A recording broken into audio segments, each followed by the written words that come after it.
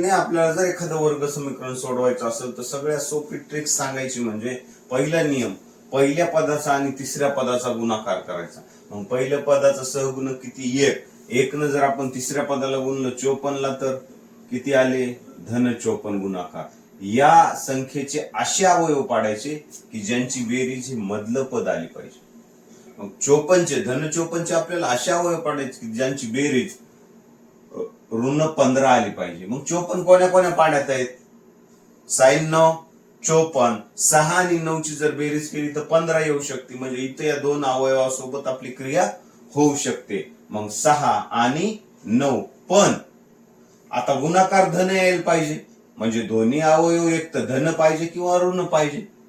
मग धन अवयव केले तर बेरीज धन येऊ शकते, ऋण केले तर ऋण येऊ शकते. म्हणून ऋणची जोडी ठेवायची, म्हणजे ऋण 6 आणि ऋण 9. म्हणजे गुणाकार तर आलाच पाहिजे, त्याबरोबर आपलं बेरीज पण आली पाहिजे. बेरजेला जे चिन्ह आहे धनच आहे किंवा ऋणच आहे यावरून अवयवांना चिन्ह आपल्याला ठरवावे लागते. मग आता बघा एक्स, मग या ऋण 15 ऐवजी ऋण 6 आणि ऋण 9 म्हणजे एक्स वर्ग वजा 6x वजा 9x म्हणजे वजा 15x अधिक 54 बरोबर 0. अशाचे दोन भाग पाडायचे. अतिशय सोपी पद्धत आहे, महत्वाची पद्धत.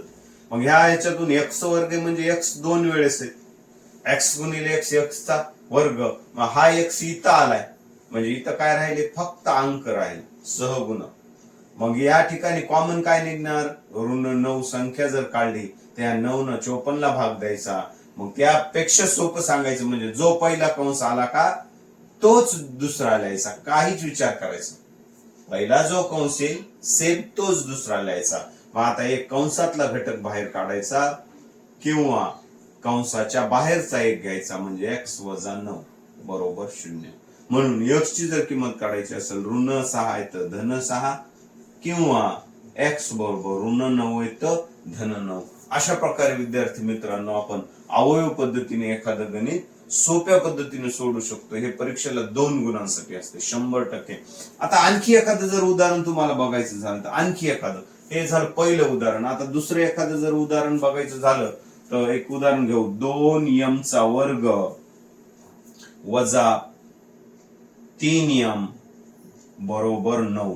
आता हे एक वर्ग समीकरण आहे, हे पण आपल्याला अवयव पद्धतीने सोडवायचे. मग काय करायचे की बाबा दिलेलं गणित अगोदर सामान्य रूपात मांडायचे. सामान्य रूप म्हणजे ax चा वर्ग अधिक या ठिकाणी am चा वर्ग अधिक bm अधिक c बरोबर 0 म्हणजे 2m चा वर्ग वजा 3m. हे 9 ह्या बाजूला आहेत, इकडे घ्यायचे, धनचे ऋण झाले बरोबर 0. हे झालं सामान्य रूपात. आता तीच क्रिया पहिल्या पदाचा आणि तिसऱ्या पदाचा गुणाकार करायचा. 92, 18 ऋण 18 आले. मग ऋण 18चे आपल्याला अशा अवयव पाडायचे की ज्यांची बेरीज ऋण 3 आली पाहिजे. बेरीज किती आली पाहिजे? ऋण 3. मग 18चे अवयव कोणते? 6 त्रिक 18, 6 आणि 3. आपण 9 पर्यंत 6 मधून 3 गेले तर 9 पर्यंत जाऊ शकतो. मग ह्याच्यामध्ये काय करायचं आपल्याला? ऋण 6 आणि धन 3 घ्यायचे. मग एक तर गुणाकार ऋण गुणिले धन ऋण, ऋण आला 1 आलं आणि 6 मधून 3 गेले 3 राहिले, मोठ्या संख्येचं चिन्ह म्हणजे गुणाकार पण आला आणि बेरीज पण आली. असे घटक घ्यायचे. म्हणून आता 2m चा वर्ग वजा 6m अधिक 3m वजा 9 बरोबर 0 म्हणजे 6m 3m म्हणजेच ऋण 3m.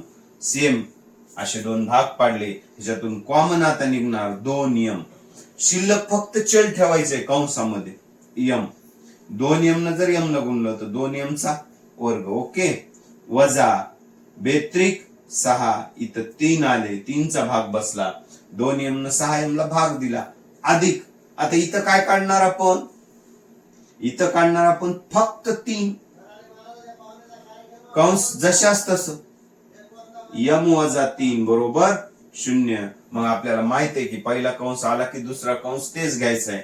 मग सेम फॅक्टर मधला एक फॅक्टर m वजा 3 बरोबर 0 किंवा 2m अधिक 3 बरोबर 0. म्हणून m बरोबर ऋण 3 आहे तर धन 3 किंवा ह्या साईडला 2m बरोबर धन आहे ते इकडे काय झाले ऋण म्हणून m बरोबर ऋण 3/2. म्हणून या ठिकाणी या समीकरणाचे अवयव काय पडले, m बरोबर 3 किंवा m बरोबर ऋण 3/2. म्हणजे वर्ग समीकरण कसं पण असू द्या, अवयव पद्धतीने आपण जर काही नियमानिशी जात राहिलो तर आपल्याला ते अवयव पद्धतीनं निश्चित 2 गुण मिळून देऊ शकते. आलं लक्षात विद्यार्थी मित्रांनो? अशा प्रकारे आपण अवयव पद्धतीने एखादं समीकरण सोडू